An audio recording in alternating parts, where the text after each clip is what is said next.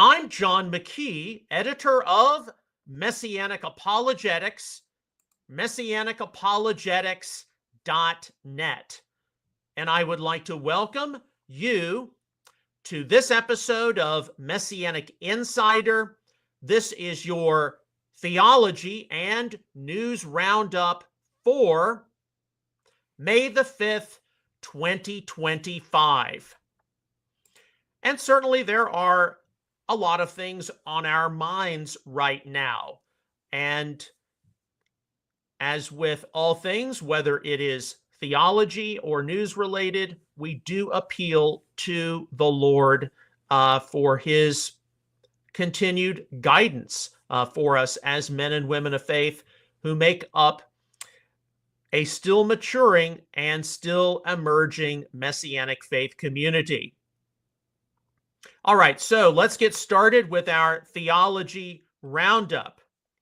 We're going to be talking about the issue of Romans chapter 11 and what it means for non-Jewish believers to be grafted in.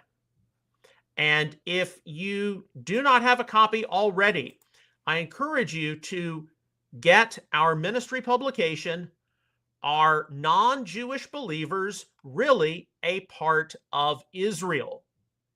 And so the issue of ecclesiology is the study of God's elect, is hard fought in much of today's Messianic community. And are non-Jewish believers part of a separate church entity? Are they part of the polity of Israel? And if they are a part of the polity or commonwealth of Israel, what does that mean? Are they exactly the same as Jewish believers? Are there stark differences? Are there nominal differences? What does it mean, for example, to be part of an enlarged kingdom realm of Israel based on the Acts 15 reference by James the Just, Acts 15, 15 through 18, Amos 9, 11 and 12, the restoration of the tabernacle of David, depicting a restored 12 tribes at the center and then enlarged borders to welcome in the righteous from the nations. So this study goes through a lot of Bible passages, as well as review some of the debates which have emerged within contemporary Messianic thought, as it involves a bilateral ecclesiology, an enlarged kingdom realm ecclesiology, noting various differences, not overemphasizing those differences at the expense of common faith. I think you'll be, if you haven't read this resource, you will be pleased by a lot of the conclusions, but you'll be challenged and you'll definitely see some of the tensions we probably are going to have to sort through in the future. All right, Romans chapter 11 and the issue of being grafted in. Many of today's Messianic Jewish congregations and synagogues, when they see wide numbers of non-Jewish believers in attendance, they will emphasize that they are grafted in as wild olive branches to the tree. One of the most significant passages for all of us is Romans 11, 17, and 18. Romans 11, 17, and 18. So if you go to your Bibles, this is from New American Standard. But if some of the branches were broken off, and you, being a wild olive, were grafted in among them and became partaker with them of the rich root of the olive tree, do not be arrogant toward the branches. But if you are arrogant, remember that it is not you who supports the root, but the root supports you. Now here, of course, you see a reference to if some of the branches were broken off, that's referring to the natural branches, as we see down here, for if God did not spare the natural branches. Those would be the natural branches of ethnic Israel, the Jewish people, Israel proper. So some of the branches, natural branches broken off, you, Paul, referring to non-Jewish believers, being a wild olive, were grafted in among them and became partaker with them of the rich root of the olive tree. So you have wild olive branches grafted into an olive tree, and they are different from the natural olive branches. So if you know anything about olives, of course, you've got green olives, black olives, brownish olives. And yes, they are different, but guess what? They're also all olives. So we're not talking about grafting a apple branch onto a olive tree. You're talking about different varieties of olives, just like you're talking about different varieties of human beings. And yes, wild olive branches get grafted into the olive tree. And that is important because became partaker with them of the rich root of the olive tree. But there's a significant warning which goes along with this, as we see. Do not be arrogant toward the branches, but if you are arrogant, remember that it is not you who supports the root, but the root supports you. And what is the olive tree? The olive tree is Israel. And that comes from Tanakh background in Jeremiah 11, 16 and 17, and Hosea 14, 1 through 7. Israel is described as an olive tree. So wild branches from the nations grafted into Israel's olive tree. They don't take over, they don't displace the natural branches. In fact, there's a warning from Paul being grafted in among the natural branches. Verse 19, you will say then, branches were broken off so that I might be grafted in. Quite right, they were broken off for their unbelief. But you stand by your faith. Do not be conceited, but fear. For if God did not spare the natural branches, he will not spare you either.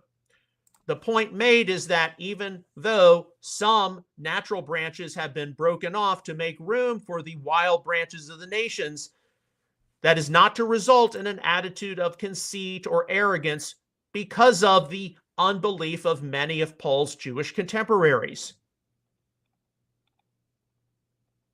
And here he says, behold then the kindness and severity of God, to those who fail severity, but to you God's kindness. If you continue in his kindness, otherwise you also will be cut off. So wild branches from the nations grafted into Israel's olive tree, if they do not continue in the kindness and mercy of God, they can be broken off. And they also, referring to the natural branches of the Jewish people, if they do not continue in their unbelief, will be grafted in, for God is able to graft them in again. So the natural branches which were broken off to make room for the wild branches of the nations, they can be grafted back into their tree by believing in the Messiah. And verse 24, for if you were cut off from what is by nature a wild olive tree, and were grafted contrary to nature into a cultivated olive tree, how much more will these who are the natural branches be grafted into their own olive tree? All right, so that is where the whole issue of non-Jewish believers being grafted into Israel's olive tree come from. And it is not supposed to result in arrogance or conceit toward the fact that many of the natural branches have been broken off. In fact, if you scroll down, if you go down to Romans 11, 30 and 31, Paul says, for just as you once were disobedient to God. Now, this is referring to Greek and Roman believers who had a pagan background, but now have been shown mercy because of their disobedience. So the disobedience of many of Paul's Jewish contemporaries has provided room for the wild branches, believers from the nations coming in. Verse 31, so these also now have been disobedient. Okay, speaking of the current status of many of Paul's Jewish contemporaries. But here Paul says, and we'll close with this, that because of the mercy shown to you, that they also may now be shown mercy. Not that because of the mercy shown to you, they also may now be shown disdain, contempt, arrogance, replacement, supersession. No, because of the mercy shown to you, that they also may now be shown mercy. And that is the whole point of being grafted in. The admonition, particularly of Romans 11:30 and 31, is because of God's mercy shown to believers from the nations, because of many of his own Jewish people dismissing Yeshua as Messiah. They are to reciprocate, not by saying, well, I'm the new Israel. I am now the olive tree. I am now displacing the natural branches. No, no, no, no, no. This admonition requires non-Jewish believers to demonstrate reciprocal grace and mercy to a Jewish people which has widely rejected the Messiah. And indeed, it's from Romans 11:30 and 31. I think we have a lot of discussions in the future and a lot of probing involving what missional purpose today's non-Jewish believers in Messianic Judaism get to play. Because non-Jewish believers in Messianic Judaism have an important role to play. And a lot of it is directly involved with facilitating the Messianic mission of Jewish outreach and Jewish evangelism. And as important as it is for Jewish believers to witness to their fellow Jews with the good news of Yeshua, the good news of his salvation, it's also important for non-Jewish believers to play an important role as facilitators of his grace and mercy, because of the mercy shown to you, that they may be shown mercy. And how often is that discussed? I believe there are many Messianic congregations and synagogues where it is discussed, and it is something which we take seriously. But there are other places where it probably needs to be re-emphasized, especially given the days in which we live, with growing anti-Semitism, anti-Zionism, and things going on in the Middle East, which just continue to seemingly get more and more out of control. And so with that in mind, it's time to move on to our news roundup.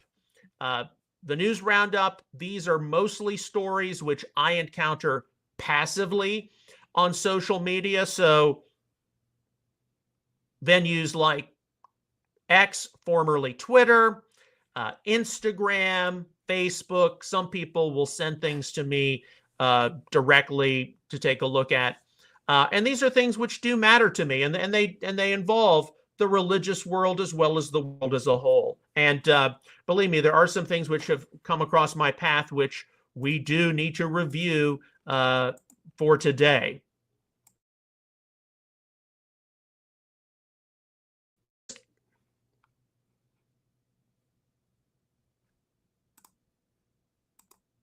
Okay, let's get because I got to go back and forth between different screens.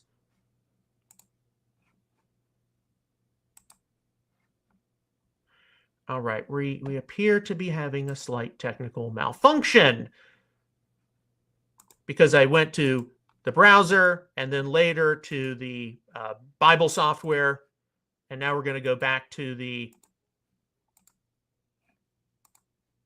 browser. Okay, this is interesting. Haven't had this issue before.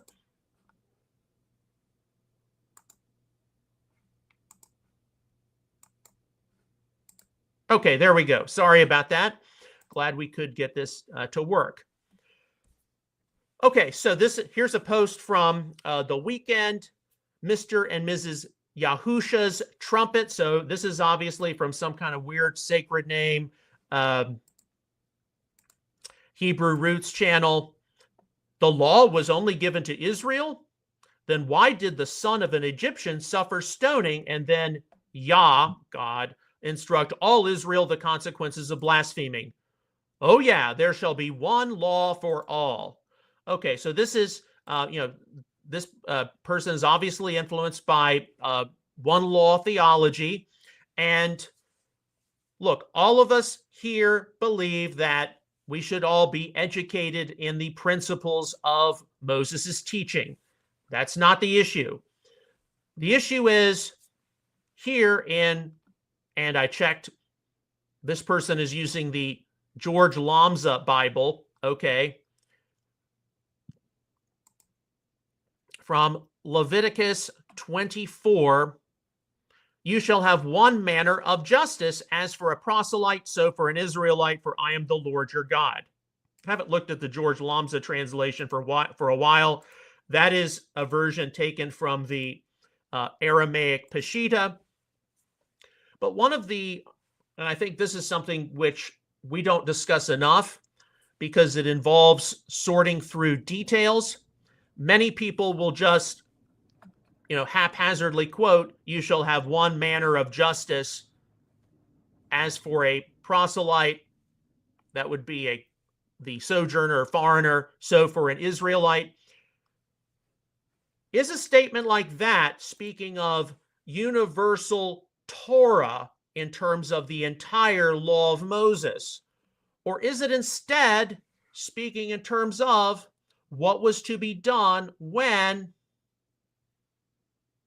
one who was half Israelite, half Egyptian committed blasphemy against the Lord? And so there was one uniform standard within the community for both the native as well as the sojourner. Are you dealing with, when you deal with the passages that speak of one law or one statute, are they dealing with universal Torah, or are they instead dealing with specific aspects of Torah legislation? Where in ancient Israel, well, we've got a standard here for the native, and we have a different standard for the sojourner, particularly in instances where the sojourner could have been taken advantage of. Well, and obviously, in the issue of blasphemy against the God of Israel, there was a uniform standard, and whether it was a native or a sojourner, they were to be given capital punishment. And so these passages which speak of one law or one statute, they do emphasize commonality between the native and sojourner. Yet there are places within the Torah, and this is where a lot of people, particularly in Messianic Judaism, who want to see non-Jewish believers come in to their congregations with their gifts and talents and skills. They want them to partake of their faith heritage in Israel's scriptures, and they're hardly trying to turn people away from doing Shabbat or the festivals. But there are places in the Torah where native and sojourner were not the same, and that is where a lot of theological criticism of one law or one Torah theology can take place. And because one law or one Torah theology did not get a lot of troubleshooting all the way back in the late 1990s or early 2000s, passages like this can just be rattled off and quoted without any real consideration taken for a context, because these statements about one manner of justice, they appear within a larger series of remarks, and we don't want to just be caught cherry-picking statements. We want to place it within context. One manner of justice, quoting the Lambza version here, pertain specifically to blasphemy in ancient Israel, and how both the native Israelite, the half Israelite, half Egyptian, the sojourner, were to be shown capital punishment. But that is not a statement of universal Torah. Other statements, of course, do admonish that everyone within the community of ancient Israel was to be educated in Moses' teaching. But, there needs to be closer attention to detail when some of these matters come up. All right, moving on to our next story. This is from Aaron Eby. Of course, he's a major teacher with First Fruits of Zion. Some of you all probably have read his books or articles. This is from May the 2nd, and he concludes, this is his X account. For Messianic Judaism to last beyond our generation, we need to build complete communities, not just congregations that meet for a couple hours on Saturday mornings in a rented church. Now, that is an observation of how many Messianic Jewish congregations do have to rent a church. My own congregation rents space from a church. Many others do as well. And for them to have their own building is very infrequent sometimes. Now, in his view, that means building foundational institutions like a day school, Gemach, Chevra Chadisha, that's a burial society, and urgently a mikvah. And then, of course, he talks about how his local congregation is raising funds to build their own mikvah. Now, whether you align with his ideology or not, the point is that all of us need to be having some important discussions about the future. And what is that future going to be? Having complete communities with their own building, their own, day school, their own mikvah, the water immersion bath, or are we going to end up more like what was seen in the first century with very decentralized home fellowships and gatherings? I mean, and if we don't know at present, that's okay. And I would suspect we're going to see multiple things emerge in the future. We're not just going to see one or the other. But ultimately, for Jewish believers in Yeshua, for whom these things are probably a little more important than non-Jewish believers called in, this is where they need to start thinking about, what am I doing in the diaspora? If this is what I'm really looking for, I need to be considering about making Aliyah back to Israel, especially with all of the growing anti-Semitism and anti-Zionism. All right, speaking of that, we got a lot of those kinds of things to go through today. This came across my feed this weekend. Is it not time Britain followed Denmark's example and banned cruel halal slaughter? Now, Western Europe right now has got an Islamic issue, okay? And the West has an Islamic issue. But here, the meme, while it was mainly focused on halal, what is listed right alongside of Islamic halal slaughter? Denmark has banned halal and kosher slaughter, as minister says animal rights come before religion. Share if you agree. So when halal slaughter is banned, don't be surprised if kosher slaughter, traditional kosher slaughter, is listed right alongside of that. Now, some of these European countries which have prohibited halal or kosher slaughter, whatever it might be, the Islamic community, the Jewish community, they can usually bring in halal or kosher meat from outside the country. But this is something we need to be aware of. I doubt we will ever see it in the United States, where freedom of religion is protected by law. Yet at the same time, many of us, when we go to the supermarket, we go to the meat department, we are seeing more and more halal meats available. And so, yeah, it's something to watch. Now, to completely change the subject, some of you all last week may have seen this floating around the internet. Even the New York Post picked it up. Oh, here you have a giant disc shape. It looks like it's a UFO, 600-foot plus craft. What is this? This got circulated all over the internet. Now, this channel on X, Truth Poll, they pass along a lot of extraterrestrial related matters. But here, and I commend them for this, this is the alleged location of area where 600-foot plus craft silver disc UFO was photographed, according to Luis Alizanato. Lou showed this picture in UAP funding briefing. This seems to be a crop circle unless this was a setup. So, a lot of things which circulate involving UFOs, extraterrestrials, it's photoshopped and it's overblown from what it actually is. And that's true, I think, of a lot of things, not just limited to UFOs and aliens. You know, was it a weather balloon? Was it this? Was it that? More than anything else, we need to be able to exhibit caution and discernment, because sooner or later, there's going to be some picture, there's going to be some video which isn't photoshopped, it's not doctored, it's not AI, which begs some significant questions. And that involves a lot of things which circulate on the internet, a lot of the conflicts which are taking place right now. How do we know everything is what it appears to be?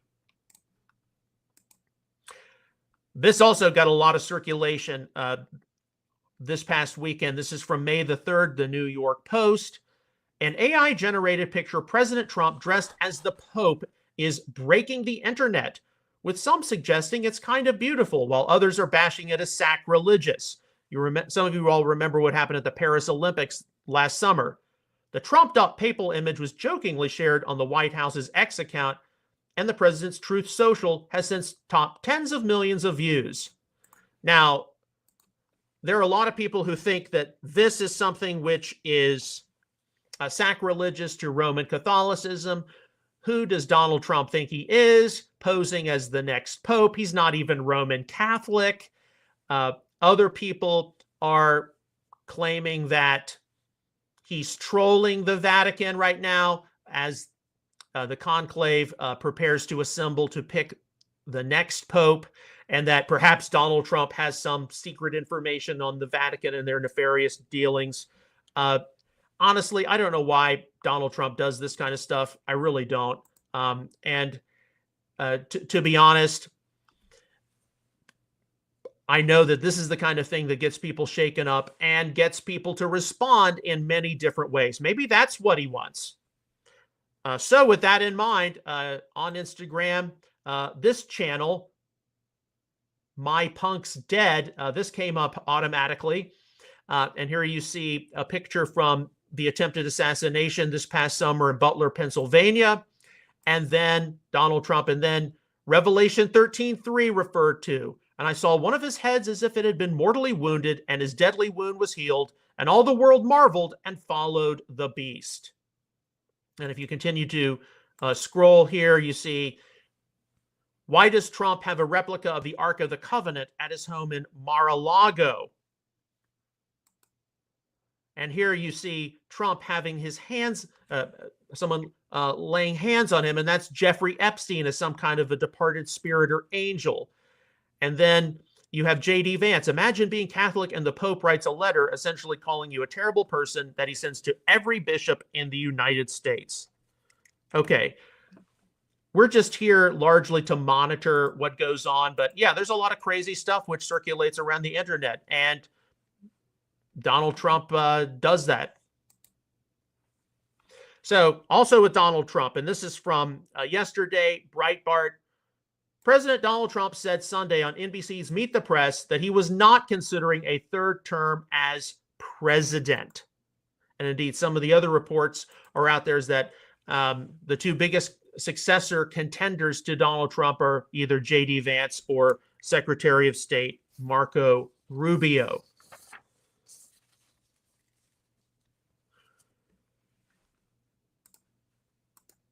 From open source intel, yesterday, May the 4th, Netanyahu vows to strike Iran. And referencing President Trump. President Trump is absolutely right. Attacks by the Houthis emanate from Iran. Israel will respond to the Houthi attack against our main airport and, at a time and place of our choosing, to their Iranian terror masters. You're probably aware of right now that there was a major, there was a strike, a Houthi strike, which hit adjacent to Ben Gurion Airport in Tel Aviv. And so this has got everybody really stirred up right now, and rightfully so. I mean, what would we be doing here if somebody had launched a missile and it had hit, some of the green space at DFW Airport? DFW Airport is the second busiest airport in the United States. I believe that it's the second largest airport in the world after Denver. But yeah, we would, if somebody had launched something, from South Texas or across the border from Mexico and hit DFW airport, would the United States government would be doing something and would be prepared to act.